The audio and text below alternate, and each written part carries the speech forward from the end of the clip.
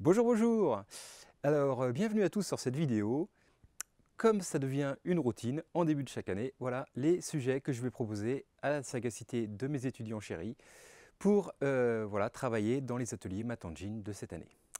Ok, donc comme d'habitude, pas de solution en commentaire, vous êtes gentils. Si vous voulez réfléchir au problème, vous voulez me proposer une solution, il n'y a pas de souci, vous m'envoyez un mail à mathadulte@gmail.com avec des S à maths et à adulte, et je me ferai un plaisir de regarder votre solution, de vous répondre, de vous en parler, etc. Mais dans les commentaires, on met rien s'il vous plaît pour laisser le plaisir aux étudiants de chercher. Voilà, voilà. Donc, alors, commençons tout de suite. Donc, premier sujet, voilà, j'ai trouvé la source, hein, j'ai trouvé ça au cabinet de curiosité du Palais de la Découverte. Alors, un nombre palindrome, c'est un nombre comme un mot palindrome, vous savez, c'est un mot qui peut se lire dans les deux sens. Ben, un nombre palindrome, c'est un nombre qui est pareil si je prends les chiffres de droite à gauche ou de gauche à droite. Ok. Donc voilà, j'ai mis des exemples, hein. 11, 858, 1, 2, 3, 4, 3, 2, 1, bah voilà. D'accord. Donc ça, voilà, donc 1 234 321 est un nombre palindrome. Ok, bon, jusque-là, vous allez me dire, bon, très bien, et alors? On part d'un nombre quelconque, par exemple 129. Bon, ok. Et puis je prends, donc 129, j'ai pris son écriture, je prends son écriture à l'envers. Ok. Donc à ce moment-là, j'obtiens du coup 921. Si j'ajoute 129 à 921, j'obtiens 1050. On va dire bon, ok. Très bien, je recommence. 1050, hop, je l'écris à l'inverse, ça fait 0,501, donc ça fait 501. J'ajoute 1050 à 501, j'obtiens 1551, un palindrome. Ok. Bon, peut-être un coup de bol. Essayons avec un autre. 78, allez, 78, j'écris dans l'autre sens, 87, j'ajoute 87 pour voir, bam, 165. Bon, 165, j'ajoute 561, clac, 726. 726, j'ajoute 627, pam, 1353. Bon, bah, allez, soyons courageux. 1353 plus 3531, on calcule. Oh, 4884, un palindrome. Et donc, je pense que vous avez deviné tout seul la question. Est-ce que ça aboutit toujours à un palindrome? Bah, si oui, je veux une preuve. Sinon, je veux trouver les nombres pour lesquels ça ne marche pas. Voilà, voilà. Bon courage à ceux qui vont s'y mettre. Je pense que ça va être très marrant. Deuxième sujet, le canard et le loup. Donc ça, alors c'est un sujet ultra classique de Math Engine. Moi, j'avais été très étonné parce que les étudiants avaient réussi à trouver il y a quelques années, déjà de nombreuses années de ça. Du coup, je me suis dit qu'un jour, j'allais le reposer. Donc c'est maintenant. Alors la règle est la suivante. Vous avez donc un petit canard qui est au centre d'une barre qui fait 10 mètres de rayon, donc 20 mètres de diamètre, ok, et qui nage à, je sais pas, c'est marqué plus tard. Bon, il nage à une certaine vitesse. Le loup, il est là, il veut manger le canard. Donc lui, il n'aime pas l'eau, donc il ne court que sur le bord de la, de la mare. Donc voilà, il y en a un qui peut nager pour aller vers l'endroit qu'il veut, de la manière qu'il veut, la trajectoire qu'il veut. Le canard, il nage dans tous les sens comme il veut. Le loup, il peut que courir sur le bord. Ok. Et donc voilà, on va supposer que le loup il change de vitesse instantanément. S'il change de sens, il ne perd pas de vitesse. Hein, vous voyez, donc voilà. Pareil, hein, il n'y a pas de décélération. On va supposer, on est en mathématiques quand même, que les déplacements ils sont toujours à vitesse maxi. Ok. Et donc on va supposer que le canard nage à 1 mètre par seconde et le loup il court à 4 mètres par seconde. Est-ce que le canard il peut s'échapper? Voilà. Donc c'est ça la première question. D'accord? Oui ou non? Et si non, bah, je veux une preuve que ce n'est pas possible. Et si oui, je veux savoir comment il fait. Ok? Comme d'habitude, hein, il faut justifier. Il ne s'agit pas de dire oui ou non. Vous voyez? Hein, en mathématiques, c'est important de justifier sa réponse. Parce que imaginez, il y a un problème, là, P, est-ce qu'il est égal à NP? Ça fait depuis les années 70 que plein de matheux cherchent. Ça vaut $1 million pour le premier qui arrive à répondre à cette question. Je pourrais faire une conférence en disant c'est bon, la réponse c'est oui. Si je ne fais pas la preuve, ça ne va pas aller. Vous voyez? Bon, bah là, c'est pareil. Si vous me dites oui, il peut, bah oui, mais si vous ne me le prouvez pas, ça ne sert à rien. Vous voyez? Très bien. Et alors sinon, si oui ou sinon, de toute façon, que la réponse soit oui ou pas, la question c'est quel est le plus grand rapport vitesse de loup sur vitesse de canard qui permette au canard de s'échapper. Hein, si le loup là, il va 4 fois plus vite que le canard, est-ce que c'est possible? S'il va seulement 2 fois plus vite que le canard, est-ce que c'est possible? S'il va 10 fois plus vite que le canard, est-ce que c'est possible? Vous voyez, quelle est la limite? Essayez d'estimer le mieux possible le rapport entre les deux vitesses pour lesquelles le canard a une chance de s'échapper ou pas. Voilà, c'est cette jolie question. Ok. Alors ensuite, on va faire un petit jeu. Donc Aviva et Blanche, toute coïncidence avec des prénoms connus, bref. Donc ont trouvé des cerceaux et font un concours de fils. Alors chacune elle tire des fils en ligne droite entre les bords du cerceau. D'accord? Et la gagnante, c'est celle qui obtient le plus de croisements entre ces 4 fils. Alors Aviva, elle essaye, elle met des fils comme ça. Elle se dit, tiens, moi j'obtiens, hop, 4 croisements. Haha! Et la blanche, qui est très maligne, se dit, tiens, moi je vais mettre mes fils comme ça, et j'obtiens 6 croisements. Donc, j'ai gagné. OK? Et donc, je pense que vous devinez la question, c'est le lendemain, elles recommencent, elles vont mettre chacune 6 fils. Bon, la première question, c'est est-ce qu'avec 4 fils, on aurait pu faire plus? Je vous laisse réfléchir, voir qu'on ne peut pas faire mieux que blanche avec 4 fils. Maintenant, si on met 6 fils, combien on peut en obtenir au maximum de croisements? OK? Donc voilà. Et après, une fois que vous avez trouvé avec 6, eh ben, vous faites avec 7, 8, 9, et même, j'aimerais bien, idéalement, une formule avec n fils. Voilà, si on tend n fils, n balance la valeur qu'on veut, alors on ne peut pas avoir plus que tant de croisements, ou ça dépend à une formule où il y a n dedans, évidemment. Et toujours pareil, je veux une preuve de ça. Pas question de faire tourner un ordinateur et puis de dire « Ah bah tiens, on a trouvé… » Non, ça, moi je veux une preuve mathématique. Hein. Alors, pour la trouver, vous avez le droit à l'ordinateur pour imaginer des solutions. Mais après, je veux une preuve mathématique. Hein. Voilà, voilà. Ah, la fractale. J'ai passé un temps de malade pour faire cette figure, vous imaginez même pas. Parce que j'ai tracé petit trait par petit trait, après j'ai fait des copier-coller, j'ai tourné, j'ai fait des copier… Enfin bref, j'ai fait le processus qui est marqué là une douzaine de fois pour arriver à ça. Donc voilà, proprement et tout, je suis assez content d'y être arrivé. Mais bon, le sujet me semblait assez rigolo. Alors, donc, cette figure-là, voilà, donc elle a été obtenue en répétant 12 fois une opération suivante. Donc je prends une figure, la figure à l'étape n, voilà. Ok, donc c'est un rectangle, hein, ça s'inscrit parfaitement dans un rectangle. Et je prends ce rectangle, je le fais tourner plouf, de 90 degrés sur la droite, bam, je le colle les côtés, voilà, le petit côté en face du grand côté là en bas, j'aligne tout ça, et bim, j'obtiens une nouvelle figure. Et je recommence. Et j'ai fait ça 12 fois et j'ai trouvé cette figure-là.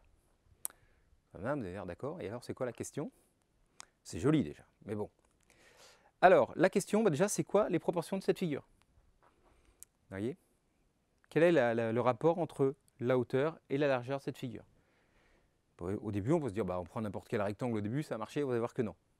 On prend n'importe quel rectangle au début, bah, il ne va pas y avoir un beau trait aligné comme ça, d'accord? Donc, voilà, vous allez voir que vous allez trouver, j'espère, le rapport entre ces deux trucs-là. Après, deuxième question, c'était quoi la figure de départ? Tout au début, avant la première des 12 opérations, c'était quoi la figure au début? Voilà. Je vous laisse réfléchir à ça pour essayer de le refaire en fait. Hein. Vous allez le refaire à la maison, puis éventuellement après vous pouvez prendre une autre figure, faire le même truc, voir si vous trouvez d'autres dessins jolis, pourquoi pas. Hein. Et puis ensuite, pour rigoler un petit peu plus, je voudrais que vous me disiez quelle est la proportion entre le nombre de segments de petits traits qui sont en dessous de cette grande diagonale et par rapport au nombre de segments qui sont au-dessus. Voilà. D'accord? Donc je prends juste ceux qui ne touchent pas la grande diagonale, là, donc les traits là, qui ne touchent pas la grande diagonale. Ok, donc là, oui, il y en a un. Là, les grands, c'en est un. Les moyens, c'en est deux. Les petits, c'en est trois. Enfin, les tout petits, c'en est quatre. Enfin, bref, comptez tous les segments qu'il y a en dessous, les segments qu'il y a au-dessus. Voilà. Et puis, trouvez la proportion. D'accord? Entre les deux. Voilà, voilà. C'est ça la question. Étudier cette belle figure. Mais éventuellement en faire d'autres. Enfin, ça. Je vous laisse réfléchir. Vous pouvez même inventer vos questions, en fait. Hein, pas de problème. Tant que vous travaillez sur cette fractale, moi, ça me va. Hein. Voilà, voilà. Allez, ensuite. Ah, donc là, je remercie Laurent Bédou, un collègue de Marseille, prof à Marseille, qui a plein de sujets, qui m'ont envoyé toute une pile, et donc j'en ai sélectionné quelques-uns qui me semblaient très marrants pour vous les proposer cette année. Donc, voilà. Alors, on a fait une division de deux nombres entiers à 3 chiffres sur la calculatrice. Donc, par exemple, je ne sais pas moi, 822 divisé par 677. Et bim, on trouve ce résultat. OK, 0, 7, 8, 3, 3, 6, 9, 8, 0, 3. Peut-être que ça continuait, mais la calculatrice, elle affiche que ça. OK? Et donc la question, eh bien, vous l'avez deviné, j'imagine, c'est comment vous faites pour retrouver les deux nombres qu'on a divisés au départ pour trouver ce résultat. OK? Donc voilà la question. Hein. OK? Alors évidemment, après, quand vous aurez trouvé, je vais monter une technique générale qui permet, quel que soit le résultat de la calculatrice, de trouver rapidement des entiers qui divisés donnent ce truc-là. D'accord? Évidemment, généraliser un peu la technique. Mais déjà, pour ce nombre-là, c'est assez rigolo. Honnêtement, moi, j'ai bien mis 5 minutes avant de trouver l'idée. D'accord? Et voilà, ça peut être… Et puis, je pense que vous mettrez un peu plus de temps. Mais il y a une technique qui est trouvable hein, par des élèves de lycée-collège, sinon je ne l'aurais pas posé, bien sûr. Et qui est très sympa. Alors évidemment, je rajoute une contrainte, là pour le coup, là pour ce problème, vous avez le droit à la calculatrice, mais vous n'avez pas le droit à l'ordinateur. Parce que là, l'ordinateur, tester tous les nombres à 3 chiffres divisé par tous les nombres à 3 chiffres, ça fait 1 million de combinaisons, il va trouver en 2 secondes. Hein. D'accord, 1000 fois 1000. Donc même pas, il va trouver en un dixième de seconde, il va dire « Ah bah c'est celui-là ». Donc, ok, donc ça ne m'intéresse pas. C'est un programme qui dit pour n allant de 1 à 1000, pour m allant de 1 à 1000, calcule n sur m. Si n sur m est égal à ça, alors... Enfin, si les 8 premières décimales de n sur m est égal à ça, alors stop. Bon ben voilà, programmer ça, ça prend 4 lignes, ça fait une seconde, trouver la réponse, ok, super. C'est pas ça le but, hein, d'accord? Aucun intérêt. Donc imaginez que vous êtes dans un monde où il n'y a pas d'ordinateur. Vous avez une petite calculatrice de type collège, hein, pas une calculatrice programmable. Hein. Je vous vois venir. Donc juste ça, vous avez comme outil que ce truc-là. Je pourrais vous dire à la main, bon ce sera un peu plus long. Donc je veux bien que vous fassiez les petits calculs quand même à la calculatrice, mais pas d'ordinateur. Sinon mon sujet n'a plus aucun intérêt. Ok? Le but c'est pas de trouver le résultat en fait, hein. C'est de trouver la technique qui permet de trouver le résultat en fait. C'est ça qui m'intéresse et qui est super intéressant. Donc voilà. Alors ensuite, donc, un autre sujet de mon copain, là, comment plier un rectangle en 2 parties égales, d'accord, pour obtenir la plus grande surface possible. Donc vous prenez vous décidez de plier un rectangle, l'important c'est que les 2 parties au début elles aient la même R, ok, S1 égale S2, et puis là on plie ça, ok, et je vais voir la surface totale après pliage. Vous allez me dire, alors, est-ce que ce truc-là, ça a un intérêt pratique? Alors oui, si vous réfléchissez un tout petit peu, c'est pas dingue, mais c'est par exemple si je veux sécher un drap sur un fil, et ben en fait la question qui revient au même, hein, c'est comment je le mets pour que ça sèche le plus vite possible. Autrement dit, qu'il y ait la plus grande surface de possible qui soit offerte au vent. Il faut que ce soit des surfaces égales, sinon ça ne tient pas. D'accord? Si il y en a une qui est plus lourde que l'autre, bah, ça va tomber. Donc il faut des surfaces égales de chaque côté. D'accord?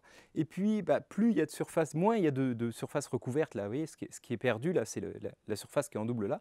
Moins il y en a, plus ça va sécher vite.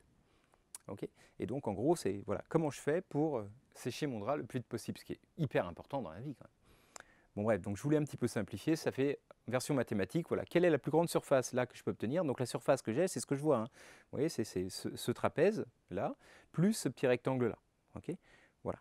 Donc c'est forcément moins grand que le rectangle du début, parce qu'il y a un petit bout qui est perdu. Vous voyez le triangle qui est 2 fois là, quand je replie, celui-là, bah, je ne le vois plus. Mais quel est le maximum que je peux faire? Voilà, voilà. Ensuite, voilà un jeu rigolo.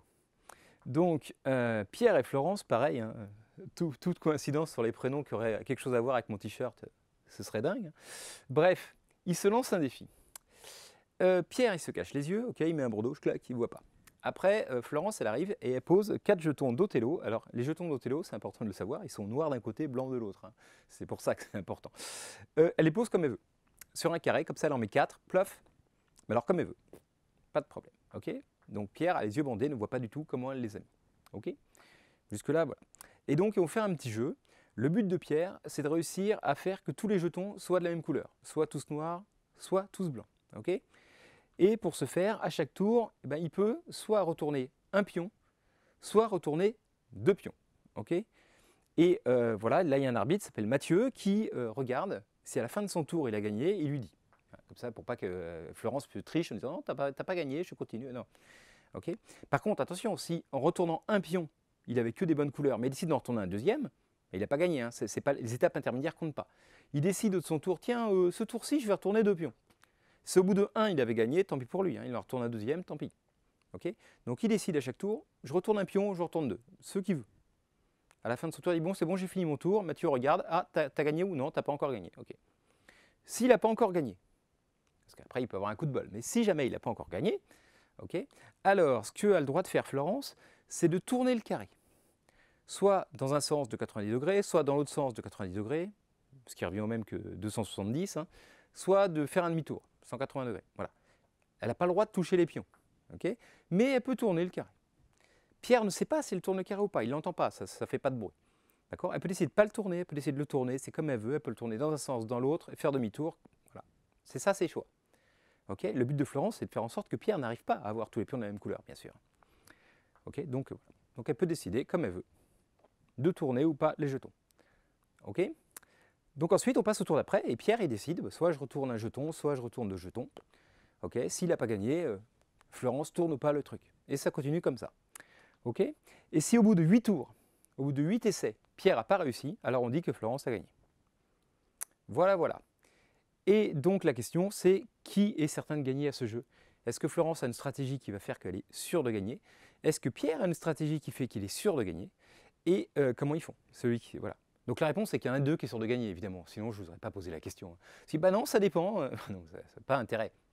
D'accord? Donc, soit Florence en s'y prenant bien dans ses tours, soit Pierre en s'y prenant bien dans ses retournements, un des deux est sûr de gagner. Lequel et pourquoi? Voilà, c'est la question. Je trouve ça très marrant. J'espère que ça va vous plaire.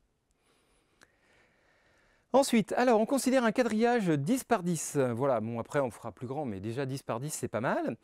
Alors si on prend une droite qui traverse ce quadrillage, là, hop, n'importe comment, hop, eh bien je colorie toutes les cases qui sont rencontrées par cette droite. Ok? Voilà, ch'touk. Voilà, tous ces pixels là, ou toutes ces cases de cette droite là, vous voyez, c'est comme ça qu'on représente la droite dans une image de synthèse, vous voyez, sur un écran. Donc en fait, ça c'est l'image de la droite sur un écran pixelisé. Donc là, mes pixels sont très gros, mais moralement c'est les mêmes idées, vous voyez, si vous voulez faire par 1920 par 800, pourquoi pas, hein. Ok. Bref, et donc ma question maintenant elle est très simple, c'est combien de droites il me faut au minimum pour corréler toutes les cases du carré. Voilà. Combien de droites il vous faut? Voilà, ça c'est assez simple hein, comme question. Est-ce que je peux, voilà. Donc il y a une réponse très très simple, c'est dit que si je prends 10 droites, toutes horizontales, qui traversent tous les carrés au milieu, bah voilà, avec 10 droites, évidemment que je peux tout colorier. Évidemment, la question c'est est-ce qu'on peut faire avec moins? Avec 7, 8, 9, est-ce que je peux faire avec moins de 10? Évidemment, sinon avec 10, ok. Bon, ça je pense que vous auriez trouvé vite, hein. Ok. Donc voilà, puis alors après, une fois que vous avez fait 10 par 10, bah voilà, vous faites avec 1920 par, par 1080, Full HD ou du 4K ou machin. Enfin bref, avec toutes les dimensions, vous essayez de trouver une formule, etc. etc. Ok, sujet suivant. Voilà, j'en ai pas mis plus sur celui-là. La tour infernale. Alors pareil, ça c'est un sujet que j'ai posé il y a quelques années, mais dont je ne me lasse pas. Donc vous imaginez, il y a un ascenseur qui est extrêmement bizarre dans cette tour qui comporte X étages. Donc il n'y a que deux boutons. Il y a un bouton qui monte de 8 étages, d'accord? Alors évidemment, il faut qu'il y ait 8 étages au-dessus. Si vous êtes à l'avant-dernier étage, vous appuyez pour monter de 8, et ça ne monte pas, ça ne fait rien, d'accord? Mais tant que vous pouvez monter de 8 étages, ça monte de 8 étages. Okay, et il y a un bouton qui descend de 11. Okay, mais évidemment, vous êtes au rez-de-chaussée, vous ne voulez pas descendre de 11, hein, il n'y a pas de sous-sol. Hein, okay, donc au début, vous ne pouvez que monter de 8, par exemple. Deuxième étape, vous pouvez uniquement monter de 8 encore. D'accord? Si votre ascenseur n'a pas 16 étages, vous n'allez pas aller bien loin. Hein. Et une fois que vous êtes au 16e, alors là, vous pouvez descendre de 11, arriver au 5. Éventuellement monter de 8, arriver au 13, et descendre de 11, arriver au 2. Ah tiens, on arrive au deuxième étage. Ouais, bon. Bref, ce qu'on sait, c'est quand même que mon ascenseur est quand même bien foutu, parce que avec ma tour, on peut aller à tous les étages. D'accord? Mais par contre, la hauteur de cette tour, elle est de telle sorte elle est faite au minimum pour que ça marche. C'est-à-dire qu'avec un étage de moins, on ne pourrait pas aller partout. Ok? Donc voilà. Et bien donc vous avez compris, j'imagine la question, c'est quelle est la hauteur de la tour? Première question. Ok? Hein, quelle est la hauteur de la tour qui permet d'arriver à ça? Qu'on puisse aller partout, en montant de 8, en descendant de 11, on puisse aller à tous les étages de la tour. Voilà. Et puis donc, question après subsidiaire, imaginez l'ascenseur il est au rez-de-chaussée, vous habitez le 11e étage. Alors, vous ne pouvez pas monter de 11, hein, vous pouvez monter de 8 hein, et descendre de 11. Combien d'étages allez-vous parcourir avant de rejoindre votre appartement? Combien de fois faudra appuyer sur les boutons pour réussir à y aller? Ok? Et donc si vous répondez à ces deux questions facilement, ce que j'espère, bah après vous pourrez généraliser, d'accord? En fonction de l'étage, en fonction du nombre de la tour, etc., de la taille de la tour, combien de façons différentes pour aller le plus vite possible, etc. Enfin, trouvez des questions vous-même. Réfléchissez à ce qui vous semble intéressant sur voilà, ce problème de la tour. Ok. Allons-y. Alors, le ticket de métro. Ah, un autre sujet que je trouve très marrant, qui a été inventé apparemment par Pierre Duchet, le fondateur de Matangine, il y a très longtemps, lors d'un voyage en métro. Et voilà, ils étaient en train de faire le truc, et puis il discutait avec mon camarade Laurent Bédou, et il lui a dit, tiens, avec un ticket de métro, on peut faire un sujet Matangine. Incroyable, et donc le voilà. Bon, l'anecdote, c'est pas moi qui l'ai vécu, mais je fais confiance à Laurent qui me l'a raconté. Il dit, bah voilà, on prend un ticket de métro, donc et on prend l'ensemble formé des deux faces du ticket de métro. Okay, on considère qu'il n'y a pas de tranche, mais il y a deux faces. Et donc, si je prends un point au-dessus et un point en dessous, d'accord, que j'appelle A et B, eh bien, je définis la distance entre A et B, comme de façon relativement standard, comme le plus court chemin que je peux faire, qu'une fourmi pourrait faire pour aller de A à B. Alors par exemple, là, je sais pas, il faut qu'elle aille sur le bord, hop, elle traverse, elle repart de l'autre côté, je claque. Voilà, il y a un trajet parmi tous les trajets possibles pour aller de A à B. Évidemment, on ne peut pas traverser le ticket, hein. On est obligé de faire le tour vers le bord et redescendre, vous voyez, pour passer du haut au bas. Si on est en haut, la distance entre deux points, c'est la distance normale. Deux points du haut, deux points du bas, il n'y a pas de problème, c'est la distance tout à fait habituelle. Par contre, voilà, si on veut passer du haut au bas, il faut passer par le bord. D'accord ? Donc là, je vous laisse réfléchir comment faire pour calculer la distance entre deux points. Bon, en restant sur le ticket, bien sûr. Hein. OK ? Donc voilà, vous comprenez, hein, c'est parmi toutes les façons, en gros, si je prends la distance entre A et un point du bord, et entre ce point du bord et B, je fais cette distance-là pour tous les points du bord. Je prends la plus petite somme des distances que j'obtiens, et c'est ça la distance entre A et B. Okay, c'est un minimum de somme des distances entre A et un point du bord et ce point du bord et B pour tous les points du bord. OK ? Très bien, c'est important de bien comprendre ça. Donc c'est un minimum de distance hein, entre A et B, c'est un nombre minimal. OK. Parce que maintenant, une fois que je prends A, je veux dire que le point B c'est un point antipodal de A si c'est un point qui a la distance maximale de A. Donc parmi tous les points du ticket de métro, dessus-dessous, je prends celui qui est le plus éloigné de A. Donc je prends le maximum des minimums des distances. Vous voyez ? Je prends le point qui est la plus grande distance possible, d'accord, de A. Et je dis que si ça existe, ce point est antipodal. Okay ? Il est possible qu'il y en ait plusieurs. Je vous laisse réfléchir, mais il est possible si je prends au centre du ticket, par exemple, et que je prends un ticket très très allongé, que les quatre coins soient tous les quatre les plus loin possibles du centre du ticket. Et donc, il est possible qu'il y ait plusieurs. Pour des raisons de symétrie, il peut y avoir plusieurs points antipodaux. OK ? Bon. Donc, je dis un, mais voilà, il peut y en avoir plusieurs. Bref, donc voilà la définition. OK ? Hein, antipodal, sur la Terre, ça veut dire aux antipodes, c'est-à-dire le plus loin possible. Hein, vous voyez, c'est... Okay. Bon là c'est pareil, le point le plus loin possible de A, c'est un point antipodal. Il y en a peut-être plusieurs, mais ok. Donc maintenant, première question, si B est un point antipodal de A, est-ce que A est un point antipodal de B? Si oui, bah, prouvez-le, sinon donnez-moi des exemples où ça ne marche pas. Okay. Sur Terre, c'était oui. Hein. Si un point est l'antipode de l'autre, celui-là est l'antipode de celui-là. Mais sur le ticket de métro, c'est pas si clair. Il faut réfléchir. Ok. Maintenant, je prends un point A et son point antipodal, donc, et je me demande quelle est la plus courte distance possible entre un point A et son point antipodal. Alors réfléchissez, c'est assez rigolo, hein, parce que la distance entre une distance et un point, c'est un minimum des distances possibles. Le point antipodal, c'est le maximum parmi toutes les distances possibles. Et là maintenant, parmi tous les couples de points antipodaux, donc à chaque fois je prends la distance maximale des minimums, et ben je cherche celle qui est minimale. Donc je prends un minimum d'un maximum d'un minimum. Hein, c'est ça que je trouve très rigolo dans ce sujet. Vous voyez, donc prenez deux couples de points, un point et un point antipodal. Où c'est que je peux trouver tel que cette distance entre les deux soit la plus petite possible sur tous les couples de points du ticket du métro? Ok, je répète parce que c'est assez abstrait, assez compliqué. Moi au début j'ai mis un peu de temps. Hein. Donc on prend un point A. Okay, on peut calculer la distance à un point B en prenant le minimum des distances pour parcourir sur le ticket. Ok. Donc entre un point A et un point B, on peut toujours calculer la distance. On cherche le point B qui est la plus grande distance de A. Ça, c'est un point antipodal. Okay, et on fait ça maintenant pour tous les points A, on trouve un point antipodal. Et on cherche maintenant pour tous ces couples de points et points antipodaux, ceux où la distance est la plus courte. Parce qu'on verra que ce n'est pas forcément la même. Sur Terre, la distance entre deux points antipodales, c'est 20 000 km. Hein. Toujours la même. Bah là, pas toujours. Et donc vous trouvez des couples où c'est le plus près possible. Évidemment, après aussi un couple où c'est le plus loin possible. Ok. Voilà, je trouvais des points antipodaux les plus loin possibles sur le ticket et les plus près possibles sur le ticket, avec cette distance-là. Ok, j'espère que vous avez compris le sujet. Celui-là, il est un petit peu abstrait, je trouve. Mais je pense qu'il doit être très très rigolo. Voilà, voilà. Alors ensuite, matrice vraiment pas magique. Alors j'explique, les matrices magiques, comme vous savez, hein, les tableaux de nombres magiques, bah, c'est des tableaux où, quand on fait la somme des nombres sur une ligne, sur une colonne ou sur la diagonale, on obtient toujours la même chose. Et bien là, moi, je vais essayer de faire le contraire. Donc j'essaie de remplir des tableaux de nombres, donc des matrices, mathématiquement, ça veut dire un tableau de nombres. Hein. D'accord? Vous prenez un carré, voilà, un tableau carré avec des cases. Là, j'ai pris 4 par 4. Et vous mettez dedans des nombres. Alors là, je vous laisse juste comme choix 0, 1 ou moins 1. Vous n'avez que ça comme choix. Sinon, c'est trop facile. Prendre des nombres n'importe comment, on peut trouver que les sommes soient toutes différentes, c'est facile. Mais là, je vous impose 0, 1 ou moins 1. Donc par exemple, j'en ai rempli une comme ça. Et puis je calcule la somme de toutes les lignes. Alors là, par exemple, ça fait 3 pour la première. 1 plus 1 moins 1, bon 1 moins 1 ça fait 0, donc 1 plus 1 ça fait 2.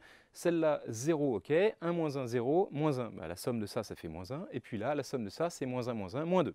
Donc là, regardez, oh, toutes les sommes sont différentes. Ça part bien. Bon, maintenant, on regarde les colonnes. Ah, pas de bol, les colonnes. Là, ça fait 0, 1 moins 1. Là, 1 moins 1 plus 1 plus 0, ça fait 1. Jusque-là, ça va. Mais là, pas de bol, 1 moins 1, 1 moins 1, ça fait aussi 0, et 1, 1 moins 1, 0, ça fait aussi 1. Donc là, j'ai plusieurs fois les mêmes sommes, d'accord, sur les colonnes. Donc ça ne marche pas. Et puis, il y avait la diagonale aussi, la diagonale fait 2, j'avais déjà pris 2. Ok, donc ça ne marche pas. Puis alors, il y a l'autre diagonale, elle fait moins 2, donc ça ne marche pas non plus. Enfin bref, c'est une catastrophe. Ce n'est pas un bon exemple. Ok? Donc voilà. Donc, est-ce qu'on peut y arriver ou pas? Ok? Vous avez compris la question? Y a-t-il des solutions pour chaque valeur de n? Ok? Est-ce que je peux y arriver pour, n égale 2, 3, 4? Est-ce qu'il y a des solutions? Et si est-ce qu'il y a ces solutions que pour certaines valeurs de n? Genre, je sais pas moi, si n est un multiple de 10 ou machin, enfin bref, ou si n se termine par 7. Ou... Est-ce qu'il y a des fois où c'est possible, des fois où c'est pas possible? Et si oui, lesquelles? Et évidemment, à chaque fois, je veux une preuve de ça. D'accord? Si vous me dites oui, ça marche pour les nombres qui se terminent par 7, je veux une preuve, et que ça ne marche pas pour les nombres qui se terminent pas par 7, je veux une preuve aussi. Ok? Voilà, voilà. Donc j'espère que ça va vous faire rigoler. Allez, les petits poids cassés. Alors, Nicolas le marchand possède un poids de 40 kg. Jusque-là, tout va bien. Il peut peser des masses de 40 kg, des poids de 40 kg. Bon, bref. Il le laisse tomber. Bam! Il se brise en 4 morceaux. Ok? Et alors, ça tombe bien, chaque morceau, ça fait pile un nombre entier de kilos. C'est ça, la vie est bien faite. Donc ça peut être faire 3, 5, 8, 12, 25, je ne sais pas, mais ça tombe pile. Un nombre de kilos qui tombe pile. Ok? Et là, il se rend compte que c'est vachement chouette, parce qu'il a bien fait de le casser, parce que en faisant le malin, avec ces 4 poids qui sont là, il peut peser des poids de 1 kg, de 2 kg, de 3 kg, de 4 kg, de 5 kg. Il arrive à en mettre, en enlevant et en mettant de ces 4 morceaux, il arrive à faire toutes les masses de 1 à 40 kg. Toutes, en fait. Donc c'est vachement mieux d'avoir 4 morceaux qu'un. En mettant les 4 morceaux, ça fait 40, mais en mettant certains, il arrive à faire tous les poids de 1 kg jusqu'à 40. Donc forcément, j'avance un tout petit peu le problème, mais le plus petit poids, il vaut 1 kg, parce que sinon, il ne pourrait pas peser 1 kg s'ils étaient tous plus grands que 1. D'accord, voilà. Bon, bref, à vous de trouver, vous avez deviné la question, j'espère, quelle est la masse de chaque morceau? Voilà. Donc j'ai déjà aidé, il y a un morceau qui pèse 1, obligé. Mais les autres, combien ils pèsent? Ils ont le droit d'être plusieurs à peser la même chose. Hein. Je n'ai pas dit qu'ils étaient tous de masses différentes, hein, les morceaux. Hein. Ok? Mais il faut trouver, voilà, les 4 masses, les 4 poids. Et puis là ensuite, l'autre question, c'est maintenant si je veux mesurer toutes les masses entre 1 kg et 2023 kg. Ok? Eh bien, en gros, si j'ai un poids de 2023 kg au début, en combien de morceaux il faut le casser, quoi. Hein? Et donc, combien de poids au minimum est-ce que j'ai besoin pour mesurer toutes les masses entre 1 kg et 2023 kg? Et si vous arrivez à ça rapidement, vous me faites avec n, hein, remplacez 2023 par n, et puis vous me dites, voilà, pour aller jusqu'à n, il faut tant de poids, et une formule avec n, ce sera parfait. Voilà, voilà. Petite question bien rigolote aussi. Pour finir, allez, on va se finir avec plein de zéros dans la tête. Alors, la plus grande puissance de 10, alors une puissance de 10, c'est 10 fois 10 fois 10 fois 10 fois 10 fois 10 fois 10 une certaine fois. Hein. Donc la plus grande puissance de 10 que je peux obtenir en multipliant des entiers distincts inférieurs à 30, c'est 10 puissance 5. Alors je vais vous expliquer ça. Donc je prends que des nombres qui sont inférieurs à 30. D'accord? Donc 1, 2, 3, 4, 5, comme ça jusqu'à 30. Je peux multiplier, je choisis ceux que je veux, et il faut que j'obtienne une puissance de 10. Ok? Donc par exemple, si je fais 2 fois 5, ça fait 10. Ok? Fois 10, ça fait 10. Par contre, je ne peux pas faire x20, parce que x20, à la fin, j'aurai le 2, ce ne serait pas forcément une puissance de 10, vous voyez? Sauf que, hop, je vais quand même pouvoir. Pourquoi? Parce que si je fais x20, ok, donc il y a 10 fois 2, mais par exemple, le 5 que j'avais utilisé pour faire x2, je le garde pour là. Donc, au lieu de faire 5 fois 2, ce qui était bien, mais pas trop. Je vais plutôt faire 5 fois 20, comme ça fait 100. 10 fois 10. Vous voyez? Donc 5 fois 20, ça en fait déjà 2. Fois 10, ça en fait 3. Puis après, il me reste 25 là. 25, c'est 5 fois 5. Donc si je multiplie par 2 fois 2, donc par 4, j'obtiens encore 100. 25 fois 5, ça fait 100. Donc 25 fois 4, ça fait 100. 20, qu'est-ce que j'avais dit? 20, c'est faut multiplier par 5, ça. 20 par 5, ça fait 100. Donc 25 fois 4, ça fait 100. 20 par 5, ça fait 100. Donc 100 et 100. Et qu'est-ce qu'il me reste? Il me reste donc fois 10. Et puis quoi? Qu'est-ce que j'ai oublié encore? Pouf, pouf, pourquoi j'arrive à en avoir 5 là? Ah bah c'est ça, 100, ça en fait 2, 100, ça en fait 2, et 10, ça en fait 1, ça fait 5. Oui, c'est ça, je n'ai pas oublié. Ok, ouais, même moi, ce problème m'embrouille un petit peu la tête. Bon. Ok, donc voilà, pour obtenir ça, j'ai fait 10 fois 5 fois 20 fois 4 fois 25. Voilà, et j'obtiens ce nombre-là. Ok, puis j'ai pas prouvé qu'on pouvait pas faire mieux, mais ça se voit quand même un petit peu, quoi. Ok, bon, à vous de réfléchir à tout ça, hein. Et donc la question maintenant, bah, c'est, voilà, je vous ai expliqué ça, hein, 4 fois 5 fois 10 fois 20 fois 25, ça fait 10 puissance 5, donc ça prouve qu'on peut faire ça, ça ne prouve pas qu'on ne peut pas faire mieux. Ok, donc ça, il faudra y réfléchir, hein. Ok, et donc maintenant, je vous dis, bah voilà, au lieu de vous arrêter à 30, vous allez jusqu'à 2023, encore ce nombre, on se demande pourquoi, quelle coïncidence. Et donc, en prenant tous les nombres jusqu'à 2023, quelle est la plus grande puissance de disque que vous pouvez obtenir? Ok. Et cette fois, je veux la preuve, d'accord? Je ne veux pas uniquement voilà, que vous dites, ah, on peut, bah, déjà, si vous me dites, on peut au moins en faire tant, c'est une réponse qui me plaît, hein. Mais j'aimerais bien qu'on prouve qu'on ne puisse pas faire plus, vous voyez? Ok. Et donc, voilà la première question. La deuxième, maintenant, si je vous donne le résultat, je veux que vous arriviez, par exemple, à un Google à 10 puissance 100. Combien d'entiers il faut arriver? Vous voyez, jusqu'à combien il faut aller? Peut-être plus que 2023, peut-être moins que 2023, à vous de me dire, hein. Donc, jusqu'à où il faut aller l'entier n0, tel que quand je prends des nombres plus petits que n0, j'arrive à les multiplier entre eux pour obtenir un Google, ce nombre qui s'appelle 10 puissance 100. D'accord? Donc combien de n il me faut pour réussir à obtenir ça? Et après, à mon avis, c'est un peu plus chaud. Jusqu'à où il faut aller pour obtenir un Googleplex? Un Googleplex, donc c'est 10 puissance 100. Ok? Voilà, donc vous comprenez, ce nombre-là, il est atroce, hein. D'accord? C'est d'abord 10 puissance 100. Okay, donc le nombre là, c'est un 1 suivi de 10 puissance 100 0. Hein, okay, voilà, voilà. Un truc bien pénible. C'est pas. Bref, et donc voilà, j'espère que vous allez amuser avec tous ces petits zéros, que ça va bien vous faire rigoler. Et c'était le dernier sujet pour aujourd'hui. Donc voilà, c'est tout ce que j'ai à vous proposer. Donc j'espère que ça va vous aider à vous amuser cet été. Enfin cet été, non, cette année. Et puis que vous aurez des exposés très sympathiques à nous présenter au congrès. Je vous remercie tous d'avoir suivi. Je vous rappelle de ne pas mettre les solutions en commentaire, mais de m'envoyer à mathadulte@gmail.com si ça vous a plu. Voilà, eh bien, je vous remercie d'avoir suivi cette vidéo et je vous dis à bientôt pour un prochain cours de maths. Ciao, ciao!